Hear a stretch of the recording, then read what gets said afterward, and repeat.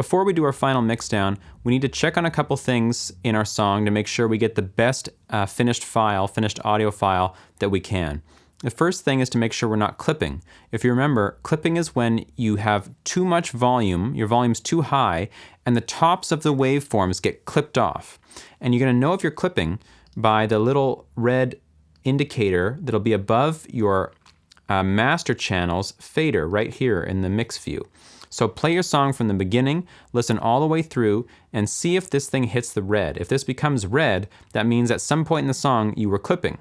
So if you are clipping, what you can do is put an insert here, which will be the mix tool. That's in the PreSonus section, PreSonus mix tool, and then turn down your gain a few dB and see if that section still clips. When that light goes red, you have to click it to turn it off, then it will go black again.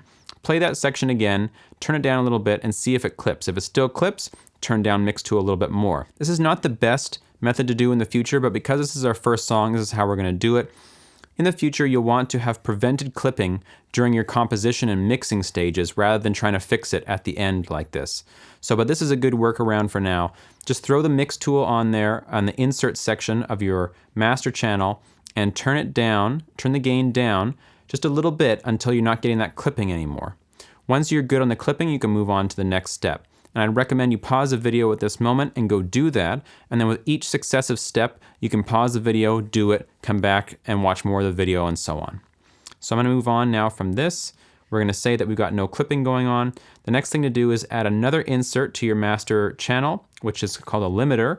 So we're going to the PreSonus section and we're looking for the limiter. And the limiter is just going to make sure we can turn up our song to the loudest it can get before clipping happens, and it will prevent clipping from happening. So how we do that is we put a loop around the loudest part of our song. So I've got that around my main loop right here, which is this part. That's the part that has most instruments going on at one time. So all these instruments are layered on top of one another, so it's the loudest part of my song.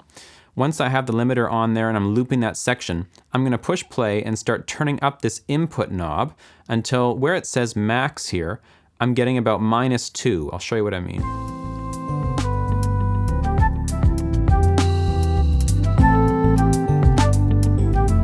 So you can see -0.6,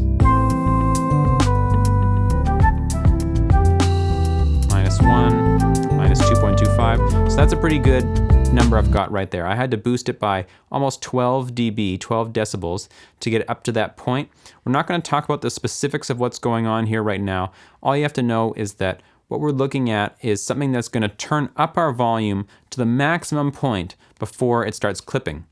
And what this means is that our song, when we finish it and get our audio file, will be loud so that when you're listening to other music and then you listen to your own song, it's going to match the general volume. If you export your song just from Studio One without doing this, your song is going to be very quiet compared to most other music, and that's going to be very noticeable to you and your listeners. So this is a good next step to take. Put the limiter on, loop your loudest section, push play, and turn up the input until this max number here in the reduction, max reduction, is around -2, and then you know you're at a good spot there.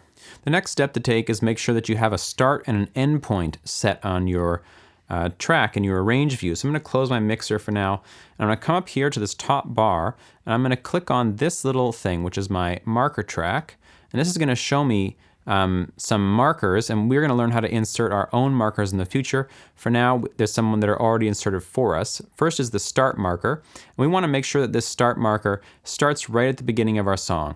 So say if I didn't have this, I would have to move my start marker over to the start right here on bar 5.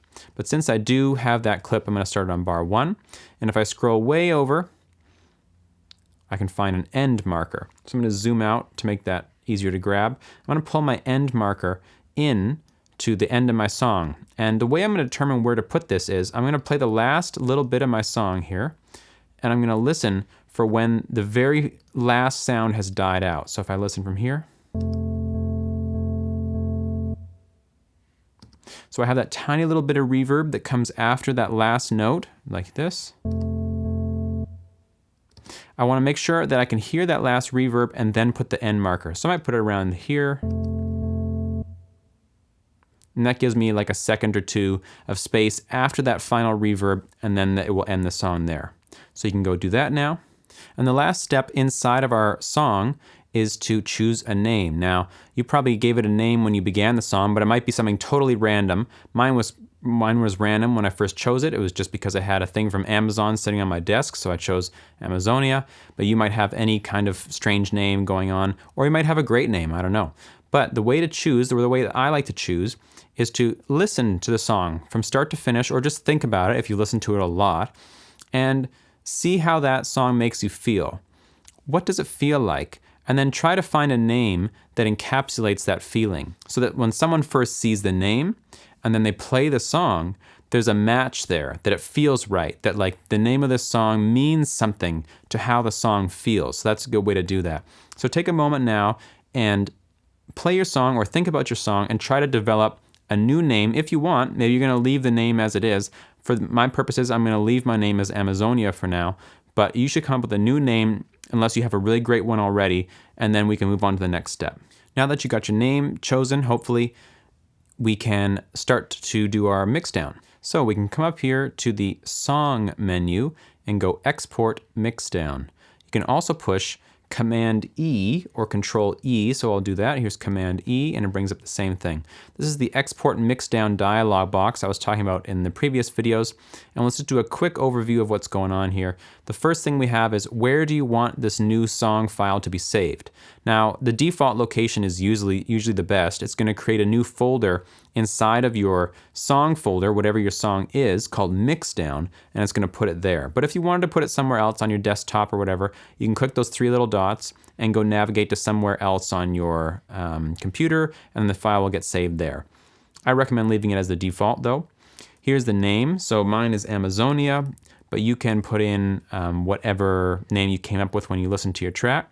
Publishing is about uploading your music or transferring it to another program. We're not going to do that, so it doesn't matter. Now the format is where we can start to choose some things. We're going to do two mixdowns. The first mixdown I'm going to do is an AIF file, which again is the uncompressed format. It's going to be my master file for this song. And I'm going to leave my resolution at 16-bit. That's how many bits describe every sample. And then my sample rate is 44.1. From there, I'm going to come up to my export range. Now, this means what part of the song are you wanting to mix down? I want to mix down the whole song, so I'm going to do this. Between song start and end markers. Remember, we just placed those markers? So this is going to create the mixdown to fit exactly between those two markers. You could also set up a loop and put it between your loop. You could create some new markers, and you could do it between every set of markers you have, or you could create special markers and put it between only a certain selection of two markers. So between, your verse marker and your chorus marker, and you could put them down if you had created those. I'm going to keep mine as between the song start and end marker, and it tells you how long that's going to be. And then in options here, what do we want to output? We want to output main, or whatever the name of your master channel is in your mix view. Mine's main, so I'm going to keep it as that. We don't want to bypass our master effects. We don't need to use real-time processing. I like to write the tempo to the audio files. That means if you import this song into a new project later on, the tempo is going to be inside the file, so the computer will know what the tempo of the original file is. This is not necessary, but I like to have it on. Import to track means that as soon as we're done mixing down, it will bring the mixdown file and put it in the session that we're currently inside of. So you'll have your full song and the mixdown version of the full song. I don't need that to happen, so I'm going to keep that off. Close after export. I'm actually going to untick this right now, as we're going to find out. That means that once the export's done, it will close this dialog box, but I want to do two mixdowns, so I'm going to leave that, and we don't need any overlap. So now we should be set up ready to go. I'm going to push OK, and now it's mixing down the song. So it's mixing it down in much faster than real time.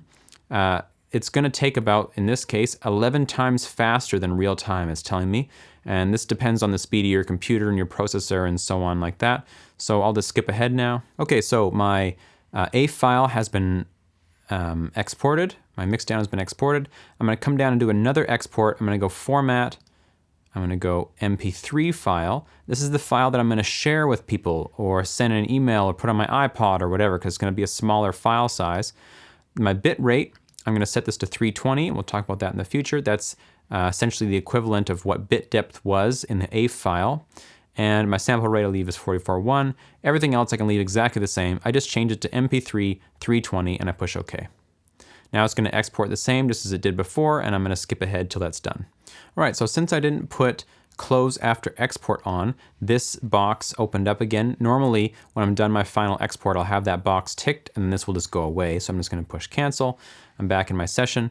Now I just want to go check on the completed files. So I'm going to come down to Finder or your Windows Explorer. I'm going to go to my hard drive, Amazonia, and then here in Mixdown, here they are. Amazonia.AIF, Amazonia.mp3. And if I play this,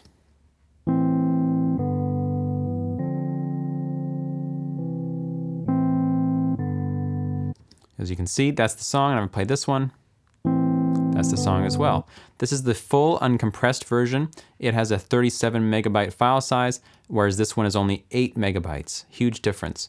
Now, once this is done, I would listen through this file and make sure that everything sounds right and then nothing got screwed up when you were doing the mix down. If all is well, now you have this file, the MP3 one, that you can send to your friends, or you can put on your iPod or whatever you want to do with it, and you've got your master file as well. A last thing you can do is, if you did change the name of your song, I didn't, but if you did, you can come back to your main folder and change the name of your .song file to match whatever you've now chosen to call your song. And then I would come out and change the name of my folder to match whatever that was as well. So say I changed this to Amazonia 2. I would just change the name of this to Amazonia 2, and I would change the name of my song file to Amazonia 2, and then everything is matched up. The name of the song, the name of the song file, and the name of the folder are all the same, and everything stays organized like that. That's all there is really to mixing down the song. You just want to make sure that everything's set up correctly. You got your start and end markers, you got your limiter put on your master, all that stuff, and then you can mix it down using the settings we talked about earlier, and now you've got the song outside of Studio One that you can do whatever you want with.